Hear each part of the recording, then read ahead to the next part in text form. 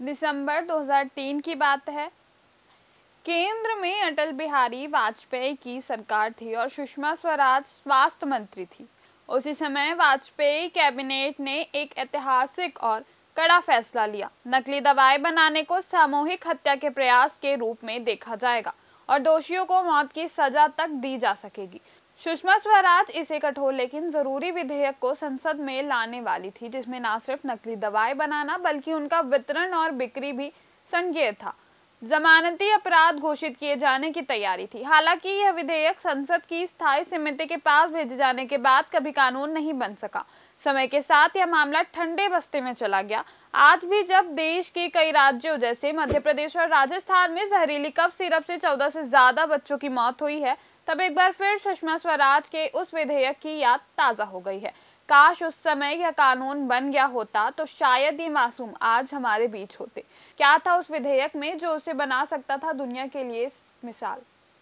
एक रिपोर्ट के अनुसार सुषमा स्वराज ने उस समय कहा था कि नकली दवाओं का निर्माण और बिक्री सबसे घिनौना अपराध है। यह मुनाफाखोरी की नीयत से किया जाता है, इसलिए इसमें किसी तरह की दया नहीं दिखाई जा सकती। यह विधेयक शीतकालीन सत्र में पेश होना था, लेकिन संसद की स्थायी समिति को भेजने के बाद यह कहीं गुम हो गया। कारण चाहे दवा कंपनियों का दबाव रहा हो या राजनीतिक असहमति, यह कभी कानून नहीं बन सका। माशेलकर समिति की सिफारिशों पर आधारित था प्रस्ताव।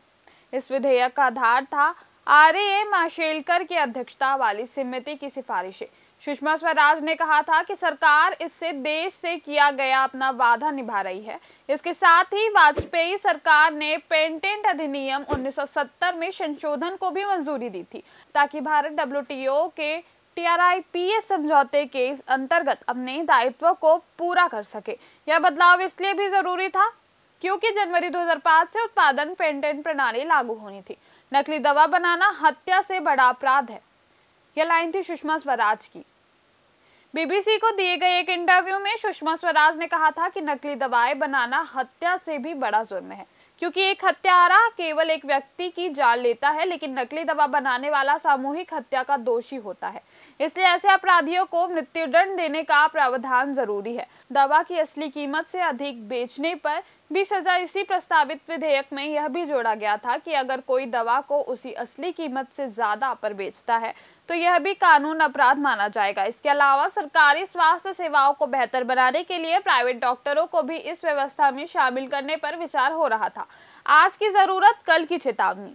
आज जब हम देश की नकली और जहरीली दवाओं से मासूमों की मौत की खबरें सुनते हैं, तो यह साफ हो जाता है कि स्वास्थ्य व्यवस्था में अब सिर्फ सुधार नहीं बल्कि सख्त कानूनों की जरूरत है। सुषमा स्वराज और वाजपेयी सरकार ने जो चेतावनी दी थी, उसका कानून बन जाना शायद आज हजारों जिंदगियों को बचा सकता था।